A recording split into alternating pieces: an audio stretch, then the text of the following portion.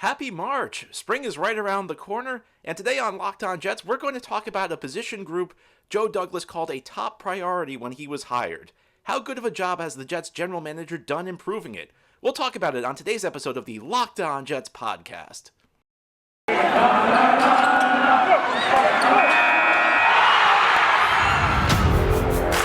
You are Locked On Jets, your daily New York Jets podcast.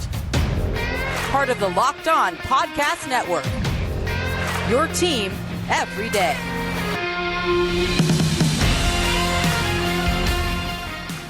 Welcome. This is the Locked On Jets podcast, part of the Locked On Podcast Network. Your team every day is our motto.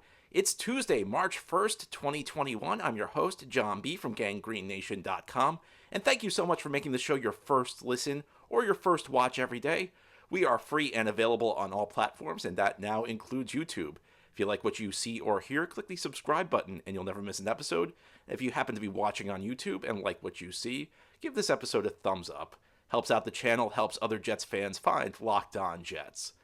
Well, today we're going to continue our series breaking down the Jets position by position, and we're going to move to the offensive line.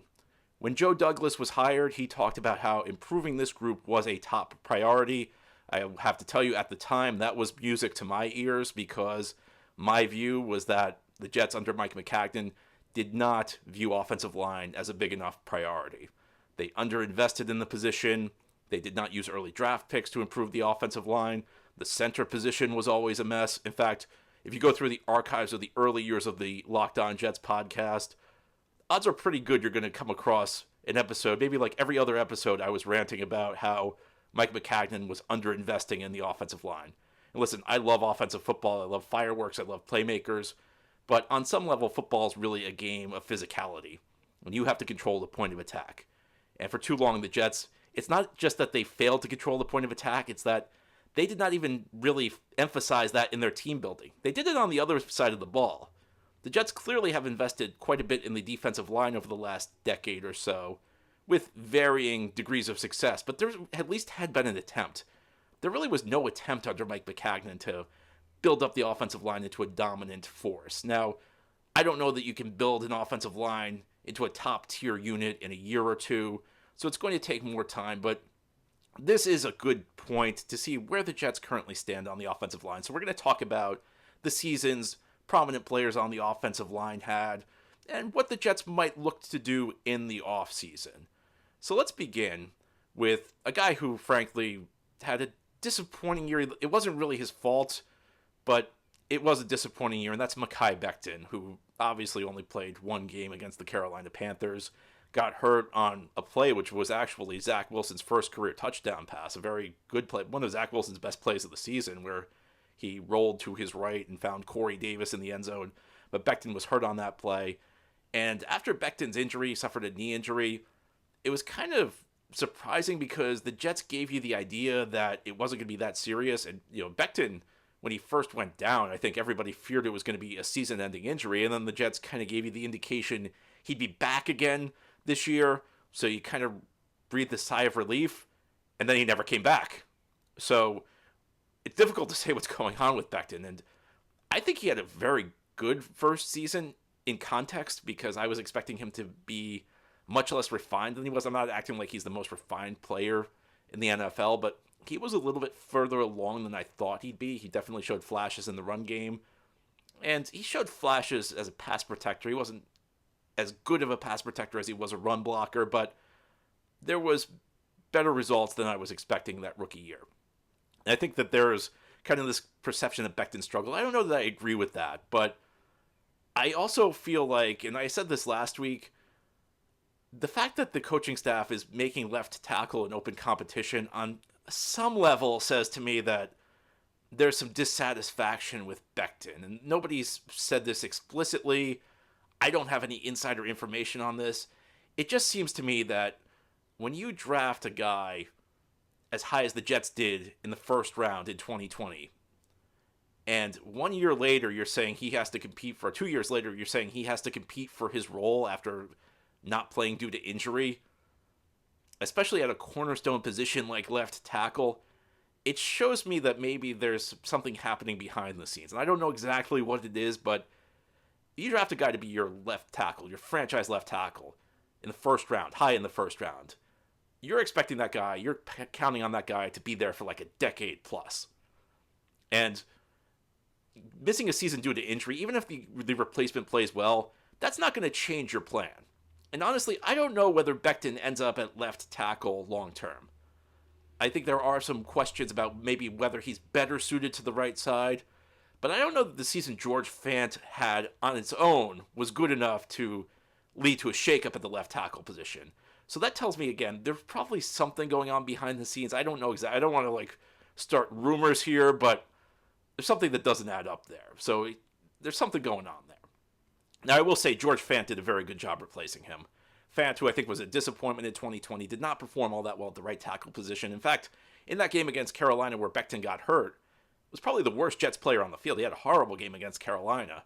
And part of the trepidation after Becton getting hurt was the idea that Fant was going to play left tackle. Well, he goes to left tackle and plays pretty well for most of the season. Is his season a little overrated? Yeah, I think it was. The pressure rate was not spectacular. He really struggled in the run game, but he gave you credible left tackle play. And that's important. Getting credible left tackle play can be the difference between being able to compete and not being able to compete. Now, I know the Jets had issues in 2021, but the season could have been completely destroyed by the left tackle position, and it was not. And that's a credit to Fant, and he's going to get a chance to compete for that starting left tackle job according to the Jets coaching staff. I think he's earned it. Again, it's not that Fant did not earn it. It's kind of interesting that they're so down on Becton that they're allowing Fant to earn it based on the season he just had. It's a good season for Fant. I'm just not sure it was good enough that if your only focus was on your franchise left tackle who you just drafted, that it would be good enough to displace him. But Fant played well. Is it a situation where he can play the left side but not the right side? I think that, again, that might be a little overstated. I think maybe with Fant, the improvement, we're not paying attention enough to the guard he was playing next to, because the guard next to a tackle can be really important. People forget this, but the Brickishaw-Ferguson's second season with the Jets in 2007 was a bad season for him.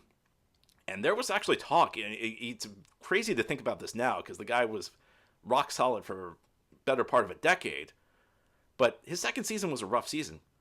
That year, the Jets made a big mistake. They had a quality left guard in Pete Kendall, and they essentially got into a contract dispute with him over $1 million. $1 million, and they traded him to Washington. And they replaced him with a guy named Adrian Clark, who was just brutal. Maybe the worst offensive lineman I've ever seen play for the Jets, which is saying something, because I've been watching the Jets for 3 decades now. I've seen my share of really bad offensive linemen. Adrian Clark may have been the worst offensive lineman I've watched in my 3 decades following the Jets.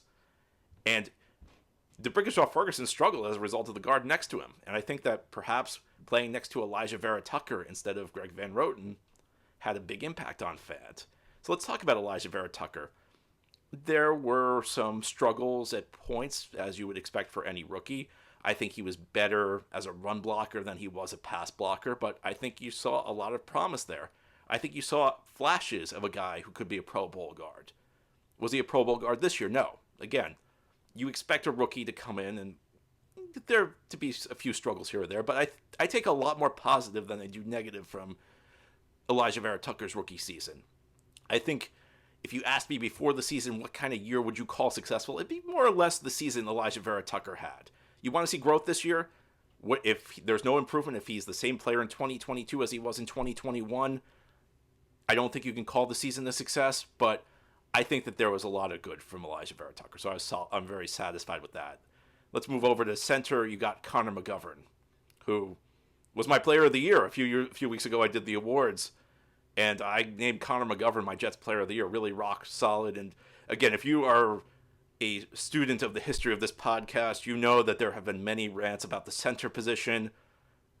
I mean, I grew up watching Kevin Mawai. We moved on to Nick Mangold. We've been spoiled at the center position. Jets fans who have been fans even longer than me have seen a lot of other quality centers. And then I have to watch, after growing up on Kevin Mawai and watching Nick Mangold play, I got to watch guys like Wesley Johnson, and I got to watch guys like Spencer Long, which, to be fair, I liked that signing at the time. So I guess I have to get a little grief for that one. Ryan Khalil, again, a signing that I liked at the time, was awful. Jonathan Harrison filling in those years. I mean, it's nice to at least have steady center play again in Conor Mcgovern. And I think it's important to have a guy like a Conor Mcgovern, especially when you're trying to develop a young quarterback, because typically, both in the run game and the pass game, the quarterback and the center are working in tandem to kind of figure out what the defense is doing, try and make sure the blocking assignments are correct, because depending on what happens on a given play, the assignments can change quite a bit. So especially when you have a rookie who's kind of learning what he's doing out there, it can be important to have a quality veteran center in there in Conor Mcgovern. So I think he did a very good job. Then you have Greg Van Roten, who was bad. I don't think it was Adrian Clark bad, but he was bad. Was he Wayne Hunter bad? Well, maybe, even though Wayne Hunter was a tackle. Greg Van Roten hurt this offense quite a bit, and I think him getting replaced mid-season did help things along. Greg Van Roten, I thought had kind of a credible year in 2020. He wasn't great, but the objective of signing Greg Van Roten was to try and kind of get Brian Winters quality play for half the price of Brian Winters, because the Jets cut Winters during training camp in 2020, and they replaced it with Van Roten, who was making about half as much money. I think they more or less got that, but Winters is not a great player, and I think Van Roten regressed a little bit in 2021. I think he regressed a lot in 2021. He just went from a guy who was giving you play you could live with to a guy who was just unplayable in pretty much all phases of the game. And the last guy I'm going to talk about in this segment, who's kind of a starter for the Jets through most of the season, was Morgan Moses, who I thought was a great signing at the time. And this one I was right about. I've mentioned some of the signings that I've liked in the past, whether you're talking Spencer Long or Ryan Khalil, that did not work out. This was one that I loved that did work out. In today's NFL, I think you need 3 starting caliber tackles. Not easier said than done, because there aren't that many good tackles in the league. A lot of teams don't have 2. There's some teams that don't have 1 starting caliber tackle.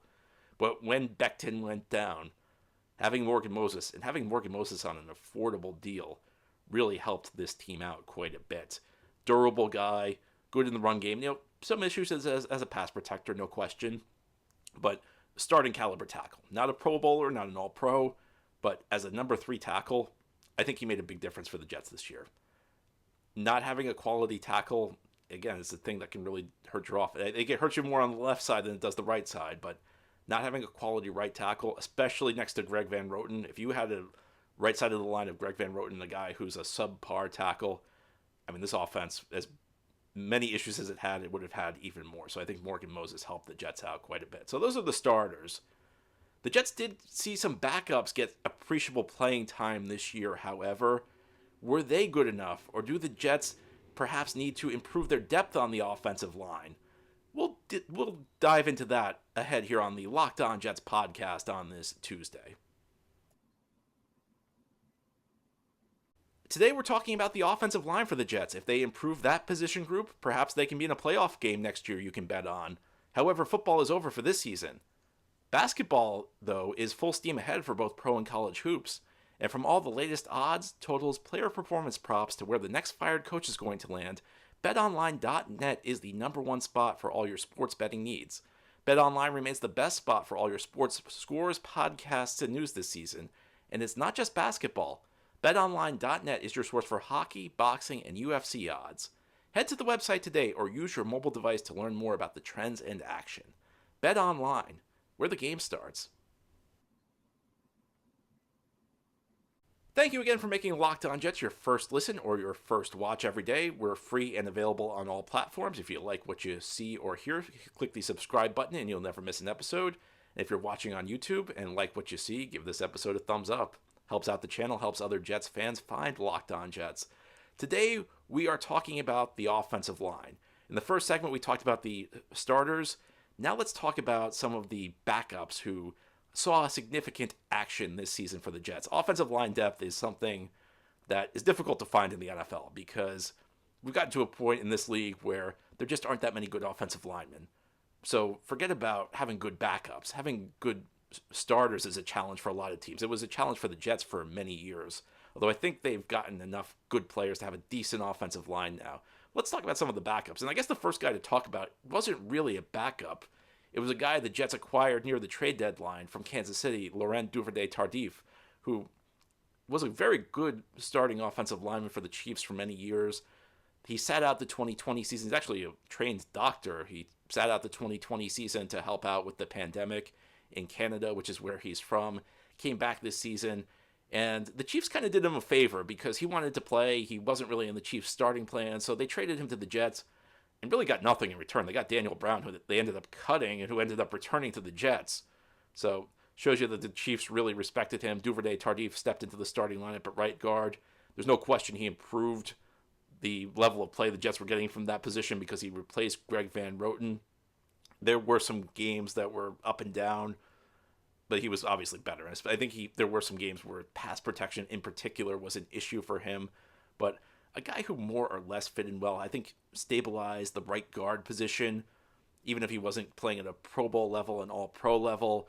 Interesting case heading to the offseason because does he want to start? Well, if he does, is there going to be an opportunity for him? And you wonder the games where he didn't play well, how much was rust an issue? Because it was close to 2 full calendar years that he hadn't played when he took the field for the Jets. So is the guy we saw the guy you can expect in the future? Can he get back to the form he played with Kansas City? Again, he was an improvement. I don't think there's any question that he stabilized the right guard position, but I think there are questions about what he can do going forward. A signing I really did not like last year was Dan Feeney, who stepped in, especially a couple late season games, replaced Conor Mcgovern. Played pretty well, actually. A guy who really did not have a history of playing well for when he played with the Chargers, but actually was decent enough as a backup. So perhaps he could be a depth player going forward, although I'm not sure how much he can sustain it. I mean, we got a lot of bad film on him from his days with the Chargers. So who knows what you got in him, but a guy who I thought actually played pretty well. A guy who did not play well, however, was Conor Mcdermott. And see, I don't like having a guy like Conor McDermott on the team. And listen, all due respect to Conor McDermott, it's very difficult to make the NFL, very difficult to get on a team where you're a backup who can step in and get playing time. And the Jets did have some injury issues along the line. He played some tackle at points. He played a few other spots. But to me, every player on your team, every player on your 53-man roster in your practice squad should fit one of two groups. Either they're a good player today, or they're a developmental player who could help you in the future. And Conor McDermott doesn't really fit either of those. He's just, I mean, it was rough. He did not play at a quality NFL level when he was in the lineup. I don't think he can do it at any position on the offensive line. And he's going to be 30 years old. So I don't know what you're getting by bringing him back. I don't know what the Jets were getting by keeping him this past year. I just don't think he's the right fit. You know, when I talk about some of my rants about Mike McCagnon, one of the things that always annoyed me about the Jets under his leadership was it wasn't just that they failed to find quality depth on the offensive line, it's that they kept bringing back the same backups who couldn't play year after year after year.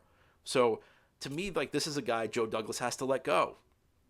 I mean, I don't know maybe he's a good locker room guy, but you're not going to improve your depth. And the Jets actually did have pretty decent depth on the offensive line. I think it got stretched to a certain point this year when they suffered too many injuries. But Conor McDermott, I just don't see as part of the plan going forward for this football team. I think if you want to improve your depth, you can't keep bringing back the same veterans who really are not quality backups. So that's not a guy I'd like to see back. And then you have Chuma Idoga, who was the third-round pick a couple of years ago. Did not really see much action this year. What can you say at this point? I think it's just a third-round pick. Most of your third-round picks missed. This was like the one attempt the Jets ever made under Mike McCagnon to address the offensive line early in the draft. In fact, I believe Idoga is the only player in McCagnon's 5 years who was drafted before the 5th round as an offensive lineman. And he was only drafted in the 3rd round, which again shows you the team-building concepts the Jets had under the previous general manager. There were hopes maybe he could develop into a left tackle. There were hopes maybe he could develop, if nothing else, into a swing tackle, a backup, maybe your 3rd tackle on your team, first guy off the bench at either right tackle or left tackle. And I think at this point, it's not going to work out. He's probably a decent 4th tackle on your team, but now we're really talking about the back end of depth. You know, he's entering his 4th season in the NFL in 2022, so he'll be cheap. I don't think he's really quality depth. I guess you could keep him around if he's your number 4 tackle, but he's not really a guy I'd count on for anything more going forward. And I think it's become clear at this point that he's not part of the solution for this football team. So that's a rundown of the guys who saw fairly prominent playing time for the Jets in 2021. But now we have an offseason to deal with. Who should come back? What should the Jets' approach be? There are lots of questions, and we're going to address many of them ahead here on the Locked On Jets podcast. You know, when he was hired as GM a couple of years ago, Joe Douglas promised that he was going to fix the offensive line of the Jets. You may find yourself needing to fix your car or truck, and you should consider Rock Auto. This episode is brought to you by Rock Auto. With the ever-increasing number of makes and models, it's now impossible for your local chain auto parts store to stock all the parts you need. Why endure often pointless or seemingly intimidating questioning and wait while the person behind the counter orders the parts on their computer, choosing the only brand their warehouse happens to carry? You have computers with access to rockauto.com at home and in your pocket. You can save time and money when using Rock Auto, and you should know that Rock Auto is a family business. It's been serving do-it-yourselfers for over 20 years, and their prices are reliably low for every customer, and they have everything you could need: brake parts, tail lamps, motor oil, and even new carpet. So go to rockauto.com right now and see all the parts available for your car or truck, and write Locked On in their How Did You Hear About Us box so they know we sent you. Amazing selection, reliably low prices, all the parts your car will ever need. rockauto.com. This is the Locked On Jets podcast on this Tuesday, talking about the Jets' offensive line. This is an interesting position group when we head into the offseason because there are plenty of questions to ask. One of the lesser questions is probably, what do you do with Greg Van Roten? I don't think he's coming back as a starter for the Jets. Could he come back as a backup? You know, it depends on whether what we saw in 2021 signifies the player he is right now. Because the guy we saw in 2021 is not worth bringing back for $3.5 million as a backup. A $3.5 million backup for an interior offensive lineman, not the worst thing in the world. And the player Van Roten was in the past possibly could justify it, but at 32 years of age, I would be inclined to say move on, save the $3.5 million, go somewhere else. Another question is what happens at right guard. Do you bring Duvernay-Tardif back? Maybe. I don't know that you want to guarantee him a starting job. That said, is he going to be guaranteed a starting job by somebody else? Could you bring him back on the promise you can compete for the job?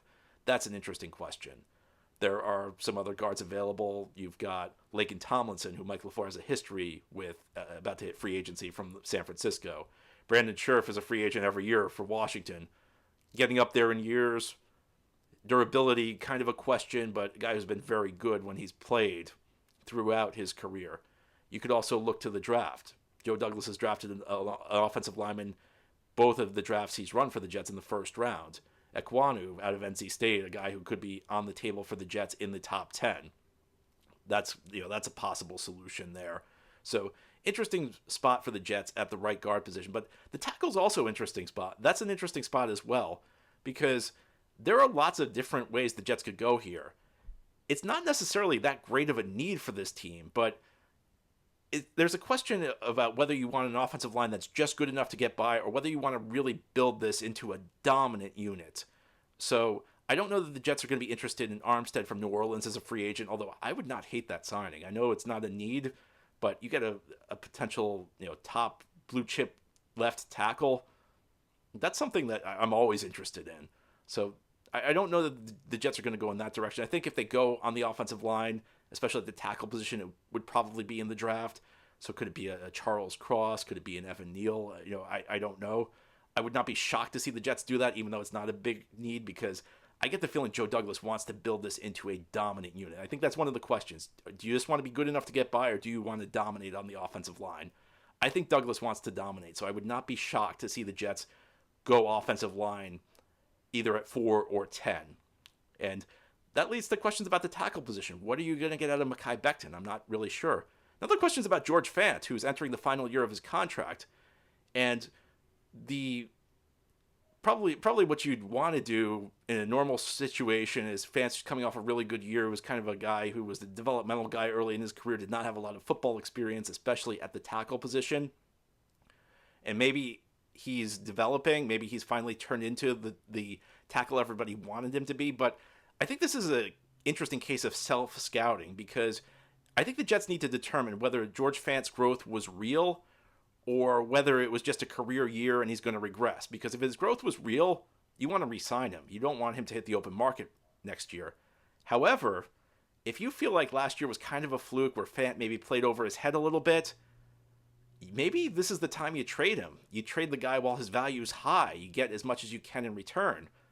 So lots of interesting questions for the Jets on the offensive line. I think that this is one of the most fascinating position groups because there aren't a lot of obvious answers. And you could see the Jets could go any number of ways. I have my own guesses about what Joe Douglas wants, but we'll see whether I'm right or not. I think that there are lots of different possible outcomes, whether you're talking about how the Jets deal with right guard, when you talk about how they view the line as a whole, when you talk about Fant, when you talk about Becton.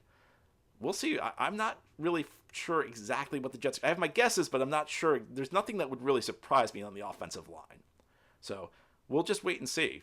Anyway, for today, that's it. This has been the Locked On Jets podcast, part of the Locked On Podcast Network. Our motto is your team every day. We're free and available on all platforms. If you like what you see or hear, click the subscribe button. You'll never miss an episode. If you're watching on YouTube and like this episode, thumbs up. Helps other Jets fans find the channel. Have a great Tuesday, everybody, and send in your mailbag questions. Tomorrow we will have our weekly mailbag here on the Locked On Jets podcast.